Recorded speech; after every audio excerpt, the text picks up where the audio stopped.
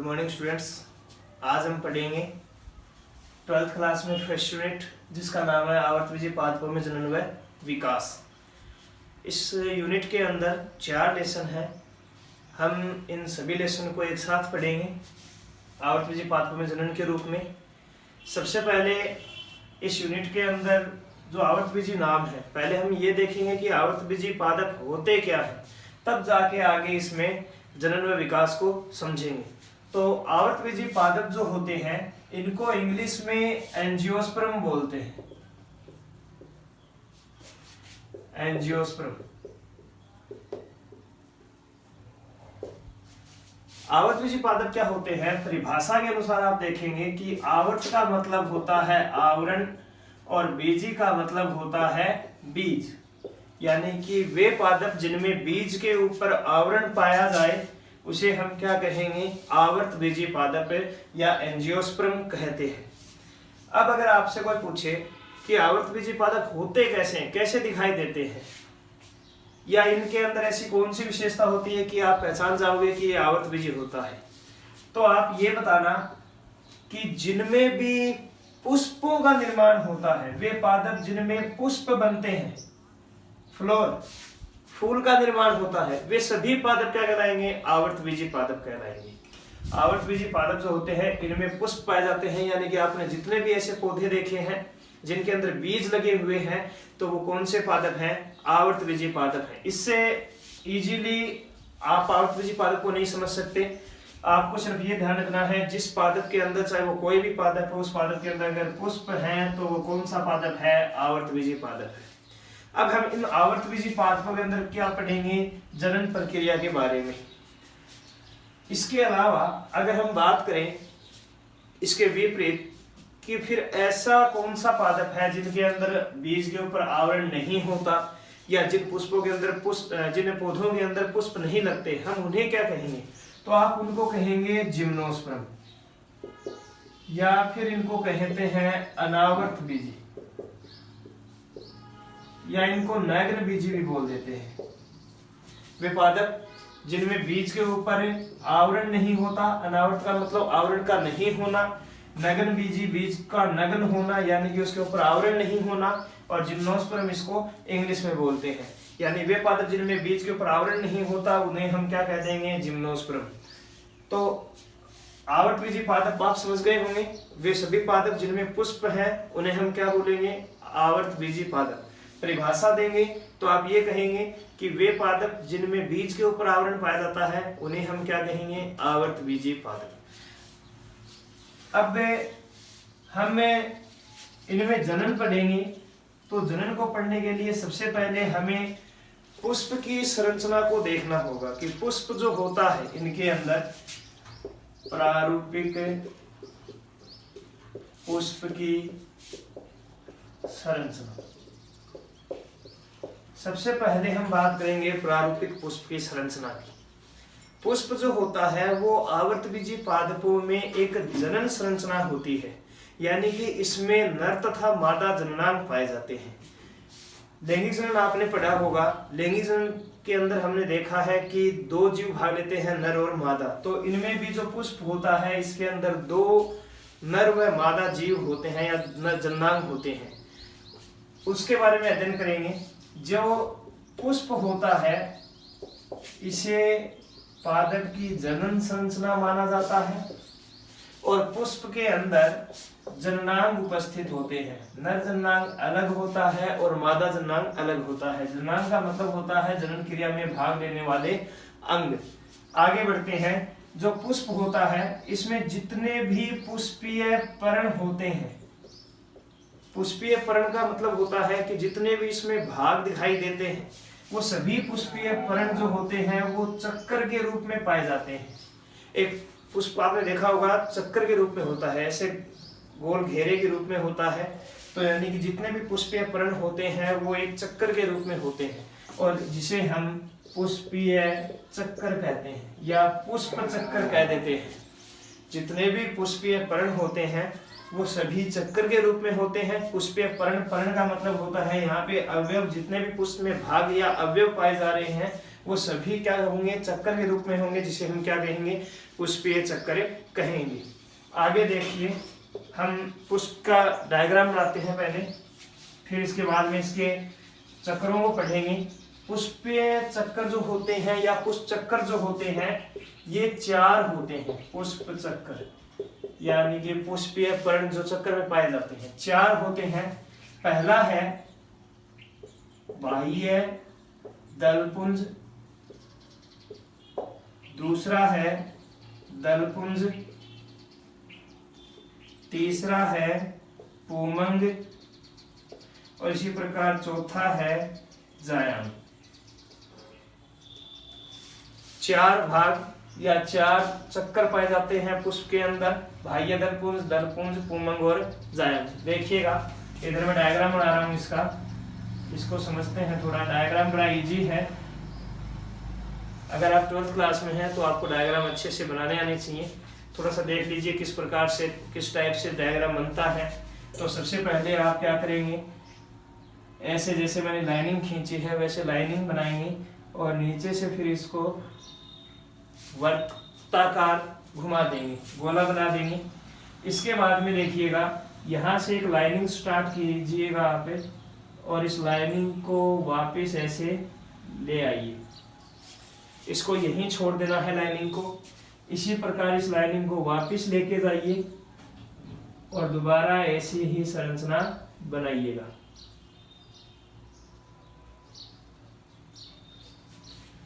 इधर भी same process करनी है आपको।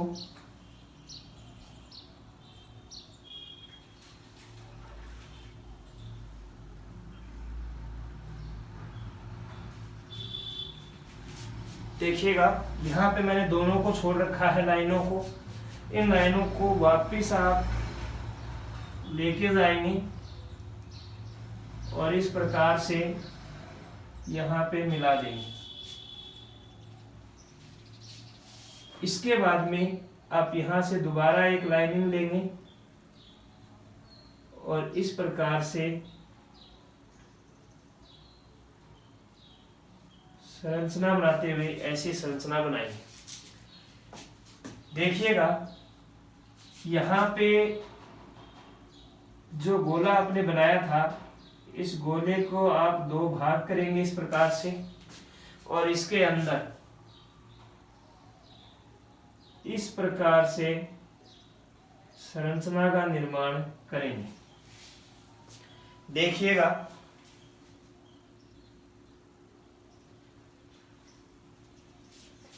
अब इसके नाम बताते हैं। ये जो बीच वाला भाग आपको दिखाई दे रहा है, बीच वाला भाग सबसे भीतरी भाग होता है, इसको हम जायांग बोलते हैं। इस भाग को हम जायांग कहते हैं।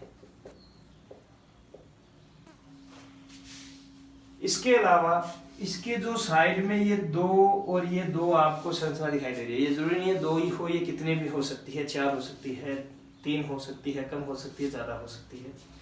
इनको हम कहते हैं पुमंग। उसके बाद में इसके बाहर आएंगे तो जो ये संरचना आपको दिखाई देगी, ये पंखुड़ियां जो होती हैं पुष्प के अंदर मैंने वो बनाई है। आप इसको इस प्रकार से भी बना सकते हैं पंखुड़ियों को। तो जो पंखुड़ियां होती हैं उन्हें हम दलपुंज कहते हैं। पंखुड़ियां बोल दो आप या दलपुंज भी कह सकते हैं, एक ही बात है।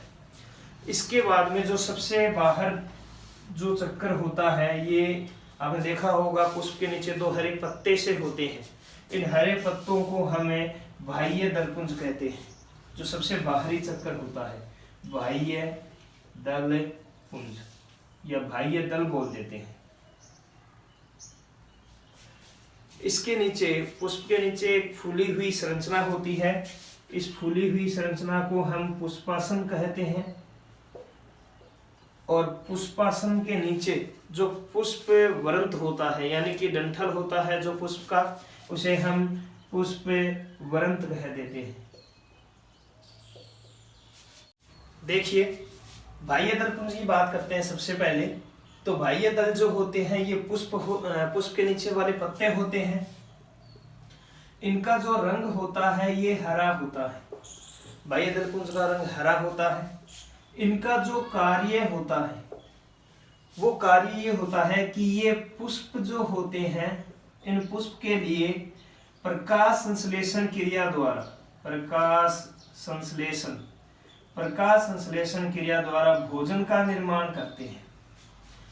पत्तियां होती हैं हरी होती हैं, जितने भी पत्तियां हरी होती हैं वो सभी क्या करती है, प्रकाश संश्लेषण क्रिया द्वारा भोजन का निर्माण करती है। तो उसी प्रकार जो बाह्य दलपुंज होते हैं ये भी क्या करते हैं, प्रकाश संश्लेषण क्रिया द्वारा भोजन का निर्माण करते हैं। इसके अलावा इसका एक दूसरा कार्य भी होता है। दूसरा कार्य ये होता है कि जब पुष्प कलिकावस्था में होता है, कलिकावस्था का मतलब जब पुष्प बंद होता है, जैसे पुष्प होता है, पुष्प के बाहर से पत्तियों से ढका रहता है, बंद रहता है, तो उस समय कलिकावस्था में ये पुष्प की सुरक्षा करता है। कलिकावस्था में पुष्प की सुरक्षा करता है। ये दो कार्य बाह्य दल के, रंग हरा हो गया, कार्य हो गए।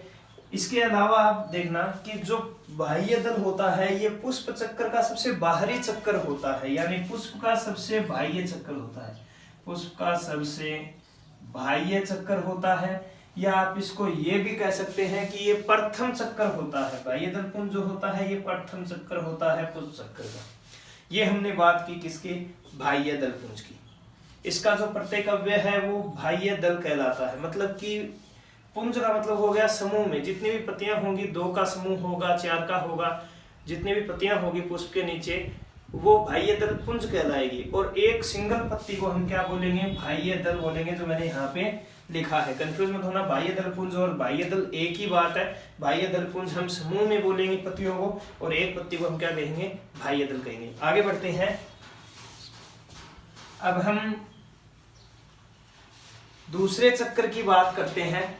द्वितीय जो चक्कर होता है वो दलपुंज होता है, जिन्हें हम पंखुड़ियां भी बोलते हैं। पंखुड़ियां जो होती हैं आपको पता है इनका रंग कैसा होता है, तो ये रंगीन होती हैं। पंखुड़ियां जो होती है प्रत्येक पुष्प में अलग अलग होती है, किसी में गुलाबी होती है, किसी में लाल होती है, किसी में पीले रंग की भी होती है, तो अलग अलग कलर की भी हो सकती है, तो रंगीन होती है। रंग जो होता है इनका कैसा होता है, रंगीन होता है। इनका जो प्रत्येक अवयव है वो दल कहलाता है। दल का मतलब वही बात कि दलपुंज में तो जितनी भी पंखुड़ियां होंगी 2, 4 वो सभी समूह के रूप में दलपुंज कहलाएंगे। और अगर सिंगल एक पंखुड़ी की बात करेंगे तो उसे हम क्या कहेंगे, दल कहेंगे। यानी इनका प्रत्येक अवयव क्या कहलाता है, दल कहलाता है। इनका जो कार्य होता है ये कार्य क्या होता है, दलपुंज का कार्य होता है कि जो परागण क्रिया होती है पुष्प में, परागण क्रिया, पुष्प की जो परागण क्रिया होती है, इस परागण क्रिया में सहायता करना होता है। परागण क्रिया में पंखुड़ियां क्या करती है, दलपुंज क्या करते हैं, सहायता करते हैं। किस प्रकार से करते हैं, परागण क्रिया के बारे में अब आपको थोड़ा सा बता दूं। पहले परागण क्रिया का मतलब हो गया कि परागकोश से जो परागकण है वो कहाँ पे आएंगे, वर्तिकाग्र की सतह पर आएंगे। यहां से परागकण यहाँ पर आएंगे, तो यहां से परागकोश से जब परागकण मधुमक्खी या किसी कीट के द्वारा इस वर्तिकाग्र तक पहुंचेगा, तो जो परागण क्रिया उसे परागण क्रिया कहेंगे। तो परागण क्रिया के लिए फूलों की ओर आकर्षित करना किसका कार्य होता है, पंखुड़ियों का। हम पुष्प की ओर आकर्षित पंखुड़ियों को देखकर होते हैं कि कितना सुंदर पुष्प है। तो जो कीट होते हैं वो भी पुष्पों की ओर आकर्षित पंखुड़ियों के कारण होते हैं। पंखुड़ियों के कारण, रंगीन होने के कारण वो पुष्प के ऊपर आएंगे रस चूसने के लिए। और जैसे ये कीट रस चूसने के लिए पुष्प के ऊपर आएंगे तो परागकण उनके पैरों के चिपक जाएंगे, और वो जहां भी जिस पुष्प के ऊपर भी बैठेंगे बाद में वहां पे परागकण वो गिर जाएंगे। यानी परागण क्रिया में क्या होती है, इन्हें सहायता मिलती है। ये हमने बात की इनकी पंखुड़ियों की या दलपुंज की। आगे बढ़ते हैं।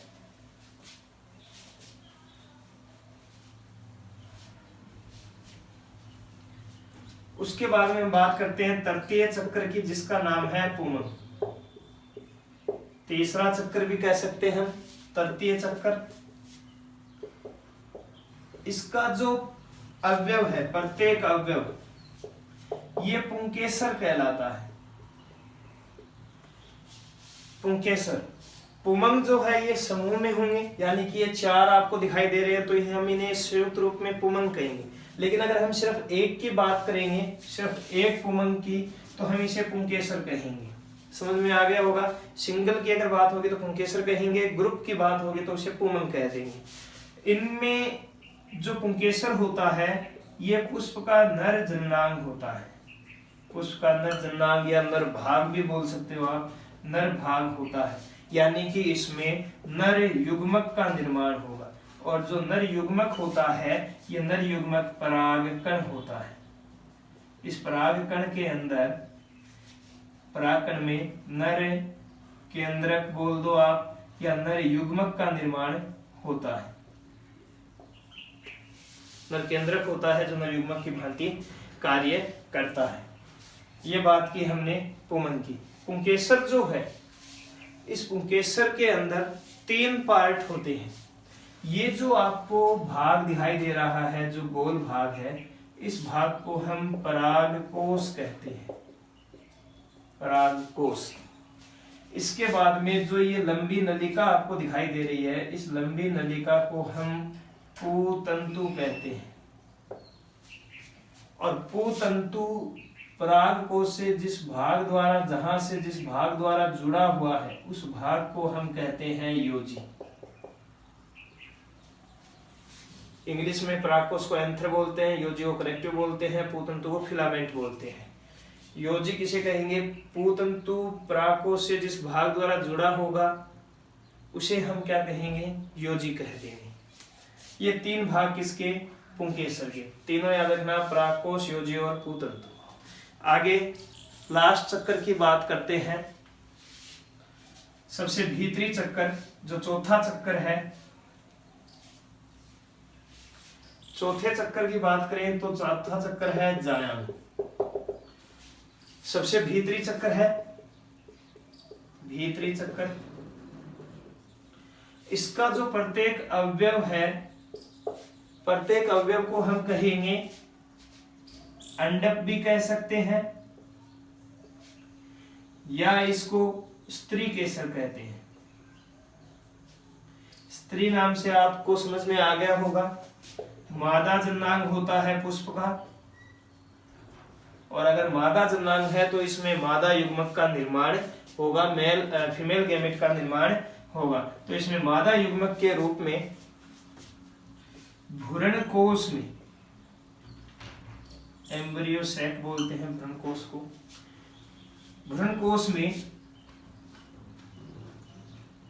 भ्रूणकोश में अंड कोशिका का निर्माण होता है।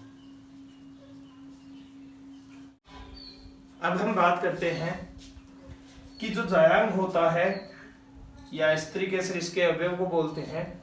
ये भी 3 भाग होते हैं इसके। जो ऊपरी भाग आपको दिखाई दे रहा है, इस ऊपरी भाग को हमें वर्तिकाग्र कहते हैं।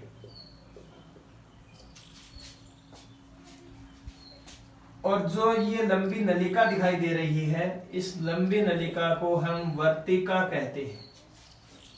और जो नीचे फूला हुआ भाग है इसे हम अंडाशय कहते हैं। Stigma, style, ovary. इसमें जो ये आपको संरचना दिखाई दे रही है, इनको हम बोलते हैं बीजांड।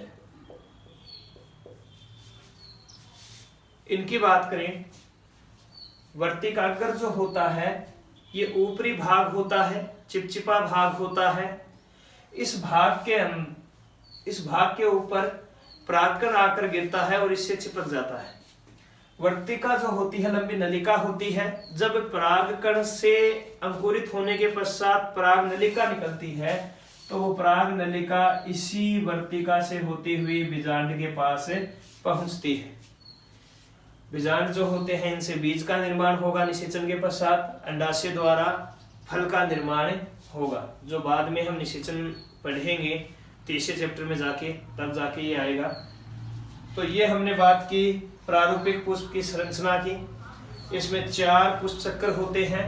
पहला हमने बाह्य दल पढ़ा जो सबसे बाहरी होता है, फिर हमने पंखुड़ियां या दल पढ़ा जो द्वितीय चक्र है, फिर हमने पुमंग के बारे में पढ़ा, जिसको पुंकेसर जिसके अवयव को बोलते हैं। 3 भाग होते हैं, परागकोश, योजी और पूतंतु।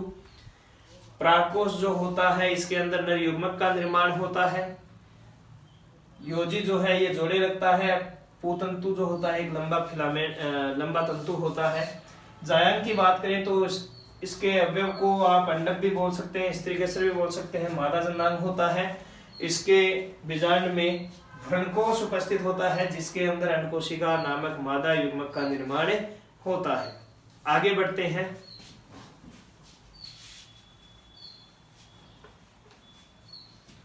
अब हम इसमें नर युग्मकोद्भिद की संरचना का अध्ययन करेंगे।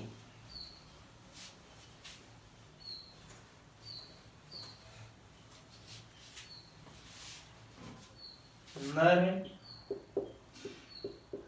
युग्मकोद्भिद की संरचना। सबसे पहले आपके दिमाग में यह होना चाहिए कि नर युग्मकोद्भिद क्या है, हम किसकी बात कर रहे हैं। तो अभी हमने जो पुष्प पढ़ा, उस पुष्प के अंदर हमने एक संरचना पढ़ी इस प्रकार से।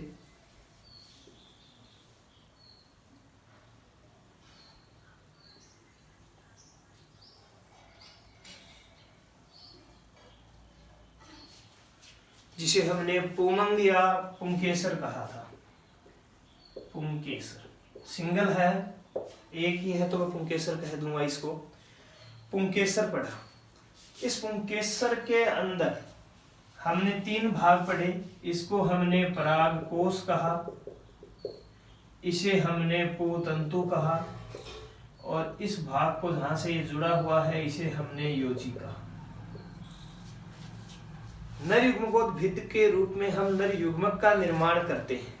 नर युग्मक के रूप में मैंने आपको बताया नर केंद्रक पाया जाता है, जो पराग कणों के अंदर बनता है। पराग कण जो होते हैं उसके अंदर नर युग्मक बनता है। उसी की हम बात कर रहे हैं, नर युग्मकोद्भिद, और उसकी संरचना का हम अध्ययन करेंगे। तो अध्ययन करने के लिए मैं आपको बता दूं, इसमें 4 बिंदुओं के रूप में अध्ययन करेंगे। पहला है लघु बीजाणु पर्ण, दूसरा है लघु बीजाणु धानी, तीसरा है लघु बीजाणु जनन, और चौथा हम पढ़ेंगे लघु बीजाणु। पहले मैं आपको इन चारों के बारे में थोड़ा थोड़ा बताता हूं, फिर हम डिटेल से प्रत्येक का वर्णन करेंगे। लघु बीजाणु पर्ण क्या होता है? तो जो पुंकेसर होता है, इस पुंकेसर को ही हम क्या कहते हैं? लघु बीजाणु पर्ण कहते हैं। पुंकेसर को ही हम क्या कहते हैं? लघु बीजाणु पर्ण। ध्यान रखना, लघु बीजाणु पर्ण किसे कहेंगे? पुंकेसर। पुंकेसर के अंदर ही तो नर युग्मकोद्भिद बनेगा, नर युग्मक बनेगा। लघु बीजाणु पर्ण को ही हम क्या कहेंगे? पुंकेसर। पुंकेसर का ही दूसरा नाम क्या है? लघु बीजाणु पर्ण है। कंफ्यूज मत होना, ये नाम ज्यादा अटपटे से लगते हैं हिंदी में, बाकी है नहीं। सीधा सा मतलब देख लेना, पुंकेसर को ही हम क्या कह रहे हैं? लघु बीजाणु पर्ण। तो आप ये कहेंगे कि पुष्प के अंदर पुंकेसर जो होता है उसे हम लघु बीजाणु पर्ण कहते हैं, जिसके 3 भाग होते हैं, परागकोश, योजी और पूतंतु। इन तीनों का वर्णन करेंगे। परागकोश जो होता है क्या होता है, योजी क्या होता है, पूतंतु क्या होता है। इसके बाद में बात करते हैं लघु बीजाणु धानी की। लघु बीजाणु धानी क्या है? तो देखिएगा, हमने परागकोश बनाया, यहाँ पे दोबारा बना रहा हूं मैं, ये परागकोश है। परागकोश में देखिएगा आपको दो आपको कोष्ठ दिखाई देंगे, एक इधर वाला और एक इधर वाला। 2 पालियां दिखाई देगी।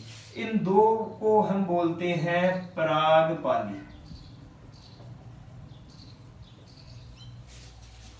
एक ये कोष्ठ इधर वाला, एक ये। तो जो परागकोश होता है वो एक पट के द्वारा 2 भागों में या 2 कोष्ठों में विभक्त होता है, या 2 पालियों में विभक्त होता है, जिसे हम क्या कहते हैं? पराग पाली। प्रत्येक जो पराग पाली होती है इसके अंदर 2 गोलाकार संरचना होती है एक पाली में, प्रत्येक पराग पाली में 2 गोलाकार संरचना होती है। यानी टोटल कितनी हो गई, इसमें भी 2 मिलेगी, इसमें भी, यानी टोटल कितनी हो गई, 4 हो गई। इनको हम बोलते हैं गोलाकार संरचनाओं को परागपुट, या फिर इन्हीं को हम क्या बोलते हैं, लघु बीजाणु धानी। पराग कोश के अंदर एक पट के द्वारा, एक लाइनिंग के द्वारा परागकोश 2 पालियों में विभक्त हो जाता है, जिन्हें हम पराग पाली कहते हैं। प्रत्येक पराग पाली में, प्रत्येक का मतलब एक पराग पाली के अंदर 2 गोलाकार संरचनाएं होती हैं या 2 धानियां होती हैं, जिन्हें हम परागपुट या लघु बीजाणु धानी कहते हैं। लघु बीजाणु धानी जो होती है, ये शुरू के अंदर जब इसका निर्माण हो रहा होता है परागकोश का, तो एक पराग पाली के अंदर 2 होती हैं। जब ये परागकोश परिपक्व हो जाता है तो ये दोनों जो परागपुट है ये आपस में जुड़ जाते हैं, और इस प्रकार से जुड़ जाते हैं, और जुड़ने से क्या होता है, हमें परागपुट एक ही दिखाई देता है। एक ही दिखाई देने के कारण जो परिपक्व परागकोश होता है उसके अंदर 2 ही लघु बीजाणु धानी रह जाती है, एक इसमें और एक इसमें। 2 परागपुट या 2 लघु बीजाणु धानियां रह जाएंगी जब ये परागकोश जो है ये परिपक्व हो जाएगा। अब हम बात करेंगे लघु बीजाणु जनन की। लघु बीजाणु जनन में हम क्या पढ़ेंगे, लघु बीजाणु जनन में हम ये पढ़ेंगे कि जो ये लघु बीजाणु धानी होती है, इस लघु बीजाणु धानी में क्या होती हैं, कोशिकाएं होती हैं, और इसमें जितनी भी कोशिकाएं होती हैं सभी कोशिकाएं प्रारंभ में समांग होती हैं, समान होती हैं, तो इन्हें बीजाणु जनन उत्तक कहा जाता है।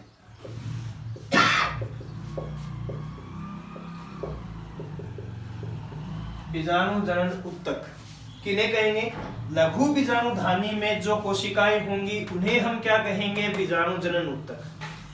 क्योंकि ये सभी कोशिकाएं क्या होंगी, प्रारंभ में समान होंगी, उसके बाद में क्या होगा, इन सभी कोशिकाओं में से केवल एक कोशिका क्या हो जाएगी, अपने आकार में बड़ी हो जाएगी, और अपने आकार में जब ये बड़ी हो जाएगी तो इसको हम कहेंगे आर्किस्पोरियल कोशिका, आर्किस्पोरियल कोशिका।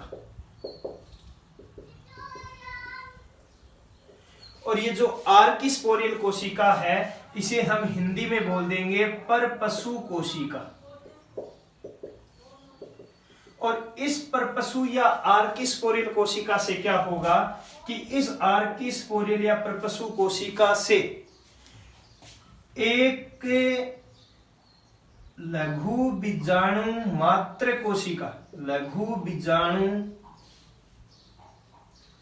मात्र कोशिका का निर्माण होगा। परपसु कोशिका से लघु बीजाणु मात्र कोशिका का निर्माण होगा, और लघु बीजाणु मात्र कोशिका से 4 लघु बीजाणुओं का निर्माण होगा। 4 लघु बीजाणुओं का, जो 4 लघु बीजाणु बनेंगे उस पूरी प्रक्रिया को हम क्या कहेंगे, लघु बीजाणु जनन कहेंगे। दोबारा देखिएगा, सबसे पहले मैंने बताया कि जो ये परागपुट या परागधानी होती है या इसे लघु बीजाणु धानी बोल देते हैं। इस लघु बीजाणु धानी में जितनी भी कोशिकाएं होती हैं प्रारंभ में समान होती हैं, तो इन्हें कहते हैं बीजाणु जनन उत्तक। इस बीजाणु जनन उत्तक की एक कोशिका क्या हो जाती है, अपने आकार में बड़ी हो जाती है, जिसे हम कहेंगे आर्किस्पोरियल कोशिका या परपसु कोशिका। और आर्किस्पोरियल कोशिका जो है ये किसका निर्माण करेगी, लघु बीजाणु मात्र कोशिका का, जो आगे चलकर 4 लघु बीजाणु बनाएंगी। उसे हम प्रोसेस को हम क्या कहेंगे, लघु बीजाणु जनन कहेंगे, यानी लघु बीजाणुओं का निर्माण होना। और लघु बीजाणु का निर्माण जो हुआ उसे हमने, मतलब लघु बीजाणु जो बनेंगे, यानी लघु बीजाणु का मतलब होता है किसका निर्माण होना, पराग कणों का। पराग कण जो होते हैं, इन पराग कणों को हम क्या कहते हैं, लघु बीजाणु कहते हैं। तो एक बार में, यानी एक कोशिका से, एक आर्किस्पोरियल कोशिका से 4 ही लघु बीजाणु या 4 ही पराग कण बनते हैं, जो आपस में जुड़े होते हैं, यानी चतुष्क के रूप में पाए जाते हैं। इसे हम लघु बीजाणु चतुष्क भी कहते हैं। ये हमने नॉर्मल बात की नर युग्मकोद्भिद की संरचना की, कि हम कैसे किस प्रकार से इसमें पढ़ेंगे। आपको सबसे पहले इन शब्दों का अर्थ पता होना था कि ये होते क्या है। तो लघु बीजाणु पर्ण आप कहेंगे पुंकेसर को। लघु बीजाणु धानी पुंकेसर का जो परागकोश वाला भाग है, उस परागकोश के अंदर दो पालियां होंगी जिन्हें हम परागपाली कहेंगे। प्रत्येक परागपाली के अंदर 2 परागपुट होंगे जिन्हें हम गोलाकार संरचना होगी जिन्हें हम लघु बीजाणु धानी कहेंगे। यानी एक परागकोश के अंदर 4 लघु बीजाणु धानी होगी। लेकिन जब परिपक्व हो जाएगा परागकोश तो दोनों जो एक पाली के अंदर 2 परागधानियां हैं या लघु बीजाणु धानियां हैं वो आपस में जुड़ जाएगी। तो परिपक्व के अंदर परिपक्व परागकोश में सिर्फ 2 लघु बीजाणु धानी रहेगी। उसके बाद में लघु बीजाणु जनन में हम क्या पढ़ेंगे कि जो लघु बीजाणु धानियों की जो कोशिका है ये सभी समान है, बीजाणु जनन उत्तक कहलाएंगी। इनमें से एक कोशिका क्या हो जाएगी, बड़ी हो जाएगी जिसे आर्किस्पोरियम या परपसु कोशिका कहेंगे। और ये कोशिका किसका निर्माण करेगी, लघु बीजाणु मात्र कोशिका का, जिसे हम क्या कहेंगे, लघु बीजाणु जनन। और बाद में जब लघु बीजाणु बनेगा, यानी कि लघु बीजाणु हमने किसको नाम दिया है, परागकणों को। परागकणों का दूसरा नाम क्या है, लघु बीजाणु। परागकण जब बनेंगे तो 4 बनेंगे, चारों आपस में जुड़े हुए बनेंगे, इसे हम लघु बीजाणु चतुष्क कहेंगे। अब हम बात करते हैं प्रत्येक की अलग अलग। सबसे पहले लेंगे लघु बीजाणु पर्ण, उसके बाद में ऐसे करके